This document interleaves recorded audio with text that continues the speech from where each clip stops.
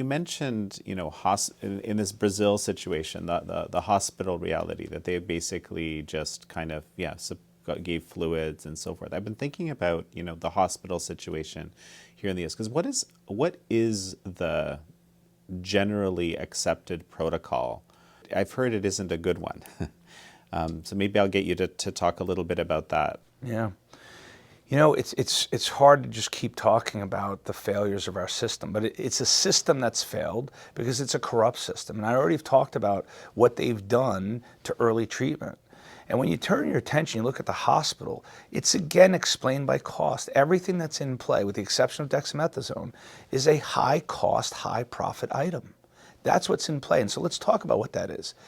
They have recommended, since the spring of 2020, remdesivir, which costs $3,000 a dose.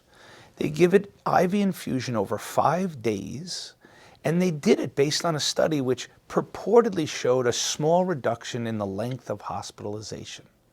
So for $3,000 a dose of a medicine with well-known side effects that failed miserably in Ebola, in the Ebola virus, it not only showed it was toxic in Ebola, now it's the standard of care in the United States. And what I find is the proximate cause of death across the world from COVID is a horrific undertreatment in the hospital with corticosteroids. The national policy, the NIH recommended guideline dose is 6 milligrams of dexamethasone. That is a tiny, pathetic, anemic dose of corticosteroids. It is less than what I give 80-year-old patients with emphysema when they start to wheeze. And you have patients crashing onto ventilators with whited out lungs, with very little gas exchange that is preserved, and they're giving them what I call a homeopathic dose of a corticosteroid. We have now dozens of studies showing the higher doses you use, the more lives are saved. And yet they keep it at that artificially low dose. Everyone's sticking to the protocol. And people are dying from undertreatment with steroids. It's happening across the country and across the world. The science shows you need to use higher doses, and they're sticking to this dose. And they try to pair it with these expensive, what I call IBS and ABS, like tocilizumab and baricitinib, these cytokine blocking agents. These were also high dollar cost by the pharmaceutical companies. It's the same theme over and over again. We live in a system that favors high profit medicines. Those are the only things in play, and they don't work. They are failing, and people are dying because they're not being offered, and they're not being given effective medications, because they're too cheap. And I can't help think about this. I've talked about this with a number of folks that I've had on the show, but there's this traditionally, right? Doctors, it's the doctor's responsibility, right, to treat the patient based on what they understand to be the patient's needs. And there isn't this sort of, here's the one way that everything needs to be done from on high. That's a new thing, isn't it? Unprecedented. Paul Marik and myself, we talk about it. What's happened in COVID is absurd. I mean, maybe the entire practice of medicine has been co-opted now. Like literally, we're being told what to treat patients with, what dose and what duration. And when you try to stray from that, you do what's called, old school, old-fashioned doctoring, which is you put your head together, you figure out what's working, you try a few things, you see the mechanisms of action, you try to come up with medicines to counter those.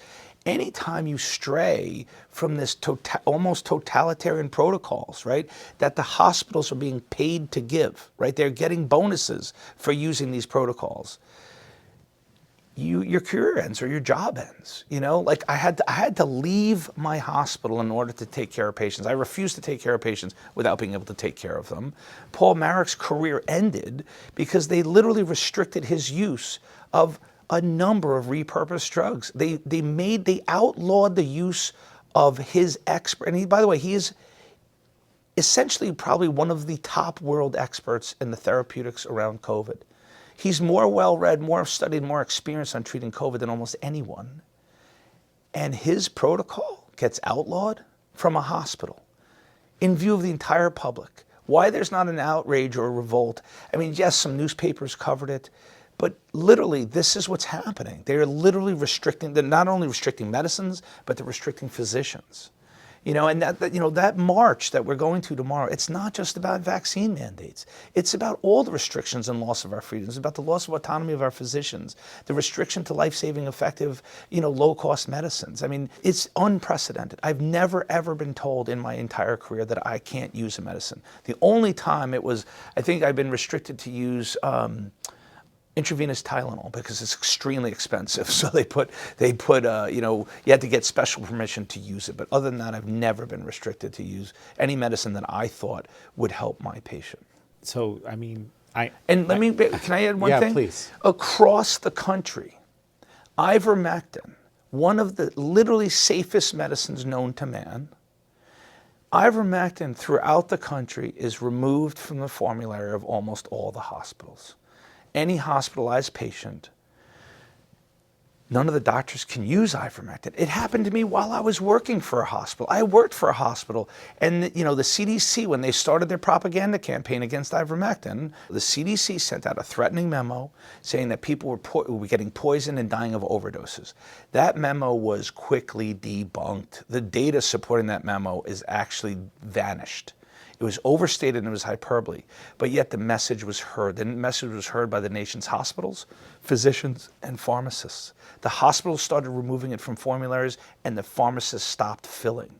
When you see this awesome power, and it's not awesome, it's fearsome power of these agencies and their ability to control the practice of medicine in this country, it's frightening. It's terrifying what they're capable of.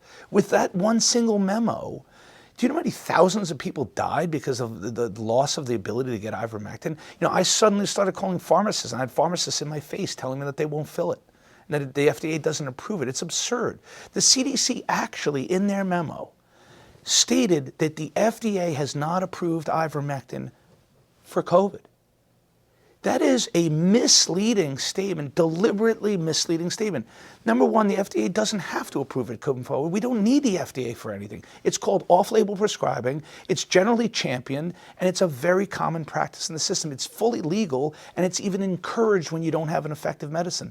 Yet the CDC puts in their memo, chiding the nation's doctors that the FDA hasn't approved it. The FDA admits on their website they haven't even looked at the data.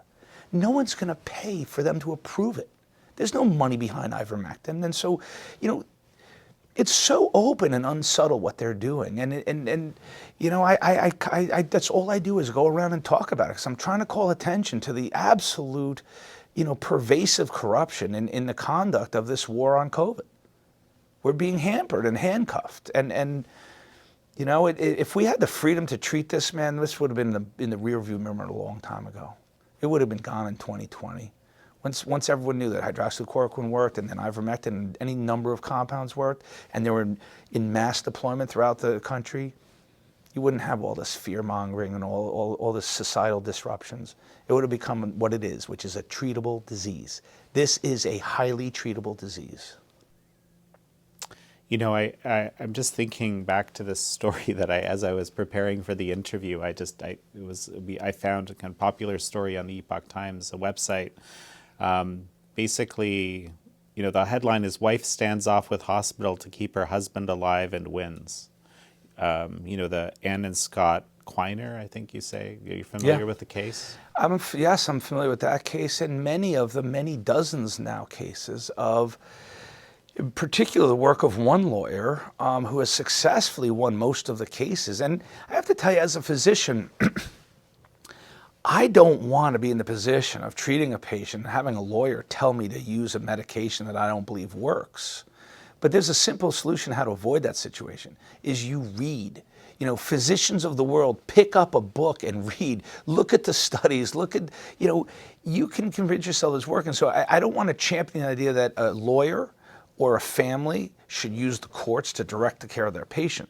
But when there's a corrupt action preventing a patient from getting access to a life-saving medication, bring on the lawyers. And that's what they're doing. These lawyers are winning these cases, but the hospitals obstruct at every turn. The judges are giving the orders, but then the hospitals say, not one physician in our hospital is willing to give it. So they can't give it. So then they'll force them to find a physician in the community who's willing to write it, and then they say none of the nurses will administer it. then they have to hire a nurse to go in, and sometimes if they're on the vendor, put it down and feeding tube. I mean, do you understand the level of absurdity and atrocity that we've been reduced to? Literally, you have lawyers advocating for one of the cheapest and safest medicines known to man.